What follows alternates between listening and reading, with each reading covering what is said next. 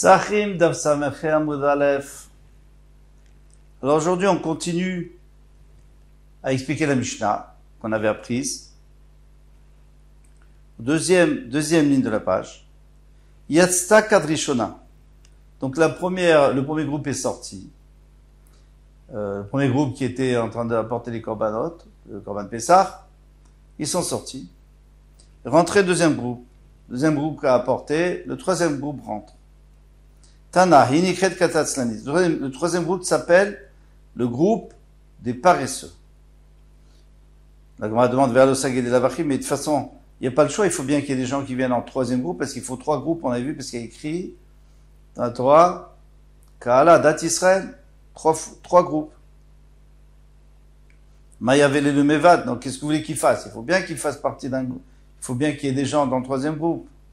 Afilo Achi, Baïlu Izrouze Nafshayou, malgré tout, eh bien non. Il devait se dépêcher d'aller dans le premier ou dans le deuxième groupe, et puis il y aura toujours des gens dans le troisième groupe. Ne vous inquiétez pas. Kedekane, comme il a enseigné Rabbi Omer, Rabbi Adi, Yev Shalom Belo Bassam. Un monde ne peut pas sans parfumier, ou Belo Boursi, et sans tanneur. Pourtant, Ashri Mishu Manuto Bassam. Heureux celui qui a un métier de parfumerie, ou de parfumeur. Oilo le Mishu Manato Boursi. Malheureux à celui que son métier, c'est tanneur. Parce que tout le monde sait que le tanneur, il sent, donc déjà sa tannerie, elle sent très très mauvais. Même lui, quand il sort, il garde cette odeur tout le temps. Presque impossible de s'en séparer. Et tout le monde se sauve de lui. Alors, mais qu'est-ce qu'il peut faire? Il est obligé d'avoir une parnassa. Eh bien non. Puisque, en réalité, Hachem nourrit tout le monde. On n'aurait même pas besoin de travailler, mais puisqu'il y a une klala de Adam Arishon, Bezat aperatocha lechem, à la sueur de ton front, tu manges pas du pain. Donc on est obligé de travailler, on doit faire un effort personnel. Mais pourquoi aller faire un effort personnel tellement grand, qui est tellement difficile? C'est trouve un métier plus facile et moins, qui te rapporte moins. Et t'inquiète pas, Hachem te donnera ce dont tu as besoin. C'est fixé de Rosh Hashanah, tu peux lui faire confiance. Pour aller chercher un métier tellement difficile, tellement repoussant. Donc malheur à celui-là. Un monde ne peut pas exister sans garçon. Et sans fille. Heureux celui qui a des enfants garçons. Malheureux celui qui a des garçons filles, qui a des enfants filles. En réalité, il est vrai qu'il est écrit Banav, des garçons. On va expliquer ça. Mais déjà, le Pshat Pashut dans la Gemara, c'est que c'est sûr qu'il faut avoir des filles. Parce que il faut avoir un garçon et une fille pour être Mekayem, la mitzvah de Péria Verivea, de se multiplier. Mais heureux celui qui a plus de garçons, beaucoup plus de garçons, et peu de filles. Pourquoi?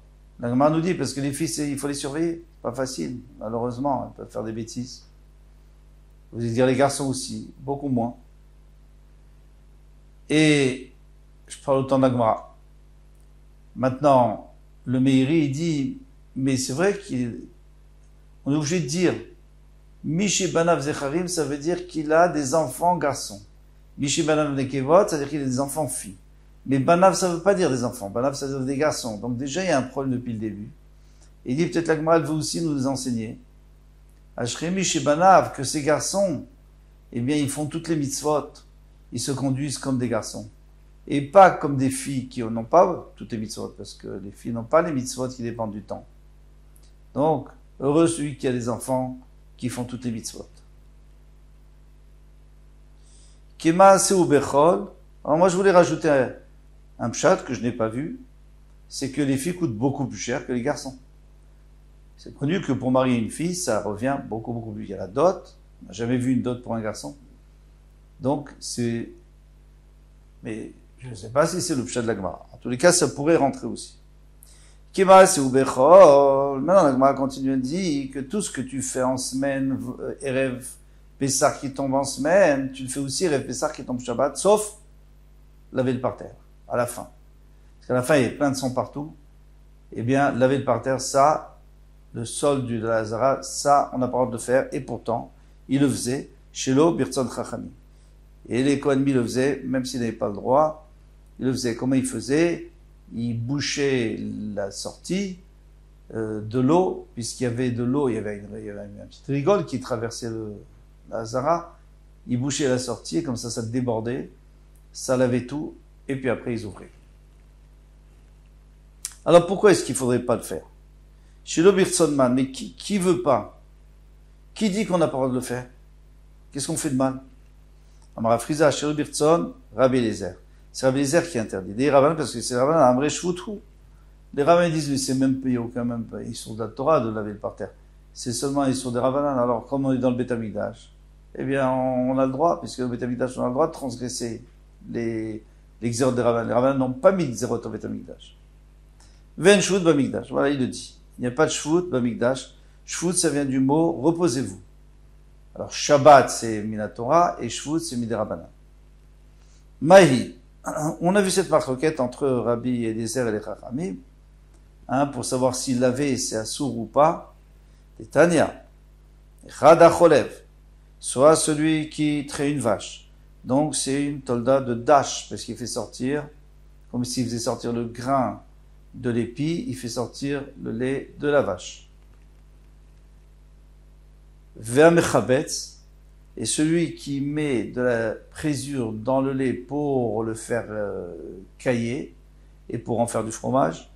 Ve'amegaben, et celui qui prend, donc il sépare le lait, le petit lait du reste, et il prend ça, il met dans un moule et il presse dessus pour en faire du fromage dur. Eh bien, tout ça, c'est des isurim de la Torah, bien sûr. Relève, c'est la tolda de Dash, Mechabetz, c'est la tolda de Borer, parce qu'il sépare le lait du reste, et Megaben, c'est bonnet, il construit un fromage. Kegro Geret. Alors lui, à partir du moment où il a fait ça, même avec une quantité de la grandeur d'une figue sèche, déjà il est chayav. On continue. Amechabed, c'est toujours la braïta. Amechabed, celui qui balaye le parterre. Ameravetz, c'est celui. Aujourd'hui, on lave le parterre, mais dans le temps, on lavait pas le parterre parce que c'était de la terre battue, donc on aspergeait d'eau pour pas qu'il y ait de la poussière qui monte quand il fait chaud et que c'est sec.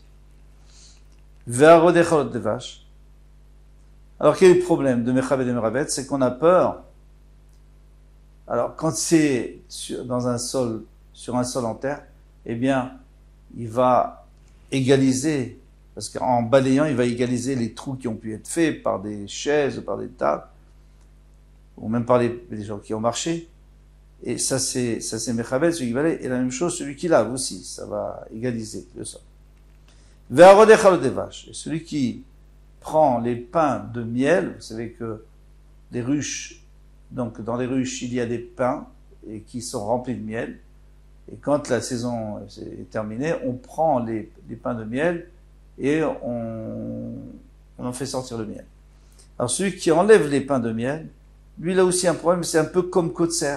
C'est comme s'il moissonnait, parce qu'il enlève le fruit de la ruche, si on veut dire, entre guillemets. Beshogeg, Beshabat Chayav Fratat, si c'est Beshogeg, eh bien, il est Chayav Fratat. Et Zid Beyom Tov, mais s'il a fait intentionnellement Yom Tov, Loket Arbaïm, il reçoit 40 coups. Il Rabbi Eliezer, selon les paroles de Rabbi Eliezer. Donc on voit que c'est assourd de la Torah. Comme on l'avait dit en haut. Pourquoi il dit, il fait pas exprès Shabbat et il fait exprès Yom Tov? Parce que c'est très rare quelqu'un qui va faire exprès Shabbat, il est Chayav Mita. Yom Tov, ou il est pas Chayav Mita, alors ça peut arriver qu'il le fasse même exprès. Il dit de toute façon, on ne parle pas des trois premiers, mais les trois derniers, Mechabetz, Merabetz et Rodechalot de vache, ce n'est qu'un interdit des Rabbanan, Mishum Shvut, et puisque c'est Shvut, donc il ne reçoit pas de coup. Et chez nous, on peut le faire au Beth Amikdash, puisqu'il n'y a pas de Shvut dans le Beth Amikdash. Ravashi Amar afilu tema shel kirtzon chachamim, shel birtzon chachamim. Moi, je peux te dire que même les chachamim de Rabbi Eliezer, dans notre cas précis, ils sont pas d'accord. En général, c'est vrai que c'est shvout, c'est vrai que c'est que sur des rabbanan, et il est vrai aussi que dans le Mikdash, on ne prend pas en considération, on ne craint pas ce issur de rabbanan. Mais ici, il y a un autre problème. C'est que ça, Rabbi Nathan dit, ça va d'après Rabbi Nathan, Netanya, Rabbi Nathan Omer, shvut, sricha, et tirou. Une shvut qu'on a besoin de faire, ils ont permis. Shvut shenat, sricha, lo, et tirou. Mais une shvut qu'on n'a pas besoin de faire, ils n'ont pas permis. Alors tout ce qu'on a besoin de faire au Beth Amikdash, même si c'est sur les rabbanan n'ont pas mis de issur. Ils ont dit pour le Beth Amikdash c'est permis. Mais si on n'a pas besoin. Ici tu as terminé, là, on a terminé la Avoda. Alors il n'y a plus rien après le Korban Pessah. Donc, en tout cas pas d'Avoda, il y a peut-être de Kétoret et tout ça, mais. Alors, on n'a pas permis. Tout le monde serait d'accord qu'on n'a pas permis. Rabbi Yehuda Omer, on va passer à autre chose. Rabbi Yehuda Omer, Kosei Amemale. Il dit avant de terminer, on prend un kos, on prend un verre qu'on remplit par terre, et par terre il y a tous les sangs qui se sont mélangés, on asperge sur le misbéach. Pourquoi? Tania, Rabbi Yehuda Omer, Kosei Amemale midamatarouvet. Il remplissait un verre de un récipient du sang qui est mélangé par terre. Et à quoi ça sert, pardon? Shimi shafer damo shel echad mehem. Admettons qu'il y ait du sang qu'on devait apporter sur le misbéach et qui s'est renversé. Nimtza ze marshiro. Alors quand je prends un peu de tous les sangs mélangés, donc forcément il y aura aussi de ce sang et ça ira sur le misbéach. En brûlant les rabbins, ils ont dit Rabbi Yehuda ve'alolo litkavel bekeli. Il y a quoi ça sert? Ce sang, il est tombé par terre. Donc il n'était pas réceptionné par un kéli. S'il n'est pas réceptionné par un kéli du Beth Amikdash, il n'est pas kadosh. Donc ça sert à rien, tu ne peux pas l'asperger, c'est fini, il n'est pas saoul. Tu ne peux plus l'asperger sur Misbéach. Demande la Gemara, Minayade. D'où ils savent peut-être qu'il était dans un kéli et que le kéli s'est renversé. Et là, Chika Amrele. Non, alors c'est pas ça qu'ils ont dit. Ils ont dit autre chose. Chez Malonit Kabel Bekeli. C'est pas que c'est sûr. Peut-être. Peut-être oui, peut-être non. Ça peut pas être sûr. Mais il vaut mieux prendre une précaution. Non. Il vaut mieux pas prendre une précaution. Ça sert à rien de prendre une précaution. Parce que si il y a du sang qu'on a vu, qu'il a été réceptionné dans le kéli s'est renversé, alors oui, il faut ramasser et asperger. Ça, je suis d'accord avec toi. Mais si tu sais même pas s'il a été réceptionné dans un kéli, donc tu as deux sfekot, tu as deux doutes. D'abord, c'est même pas sûr qu'il a été renversé, qu'il a été renversé par terre, peut-être qu'il a été aspergé sur Misbéach. Deuxièmement, même s'il a été, admettons qu'il ait peut-être été renversé, qui te dit qu'il a été réceptionné dans un kéli, donc il est pas apte à être aspergé, donc c'est pas la peine de le faire. Amarlem, Rav Yehuda va leur répondre, Afani lo amarti el Benit Kabel Bekeli. Moi je parlais dans le cas où il a été réceptionné dans un kéli. Mina Yada, d'où tu sais qu'il a été réceptionné, peut-être qu'il n'a pas été réceptionné. Kohanim Zrizimen, il c'est sûr qu'il a été réceptionné, parce que les Kohanim ils sont très rapides. Ça n'existe pas que quelqu'un fasse la shrita et qu'il n'y ait pas un Kohen à côté pour réceptionner, c'est pas possible. Ils sont rapides, ils font attention, ils sont exigeants. Deavde, demande à Gmar, si vraiment ils font tellement attention, alors pourquoi ça s'est renversé? Il dit, puisqu'ils sont tellement rapides Deavde pour faire leur avoda, eh bien, Mishtapir, ça s'enverse. Alors on est, ok, donc il y a une marque, ok. Demande à Gmar, il y a un problème, c'est que maintenant, même d'après celui qui a dit qu'il faut l'asperger sur le misbéach, eh bien, il peut avoir un problème.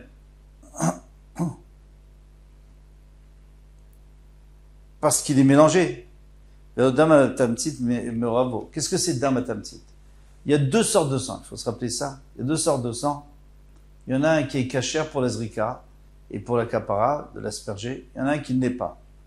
Le sang qui sort avec un jet, c'est le sang qui fait sortir la nefesh de la BMA, qui fait mourir la BMA. Donc lui, il faut l'asperger. Maintenant, le reste, le sang qui coule doucement, avant et après. L'église avant, après c'est sûr, eh bien, lui, il n'est pas valable. Ça s'appelle dam atamtit, c'est le sang qui a été récupéré. Et ce sang, il n'est pas cachère pour asperger sur le misbar. Le problème, c'est comme en une majorité de sang qui traîne par terre, c'est du sang qui vient pas de la zrika, parce que le sang de la zrika, normalement, il a été aspergé peut-être. Sauf peut-être un qui s'est renversé, d'accord. Mais il s'est renversé, il s'est mélangé avec le reste, il est baptême, il est annulé. Rabbi Yehuda l'Etamer, Rabbi Yehuda va d'après son principe, d'amar dam atamtsit, dam ma'aliyahu. Lui dit que le sang qui est par terre, c'est un bon sang, c'est-à-dire on peut l'asperger. Vous pouvez me demander, mais non, c'est juste. D'Etania, comme on en vu dans le Braïta, d'anav tamtsit be'azara. Le sang qui a pas à faire sortir la nefesh de la bête, le sang qui a coulé doucement, lui aussi, si quelqu'un le boit, il n'a que un lave, un lotas, mais il n'a pas malkout. Pourquoi? Parce que c'est pas le nefesh. Parce qu'il avait écrit qu'il y a d'âme ou un nefesh. Car le sang, c'est l'âme de la bête. Donc il n'y a pas de boire. Mais là, dans la Torah, on parlait du sang, du jet de sang qui a fait mourir la bête. Rabbi Domer B, Ikaret, Rabbi dit, mais non, même ce sang-là, qui n'est pas le sang du nefesh, il est quand même Chayav Karet. Donc tu vois que c'est du vrai sang.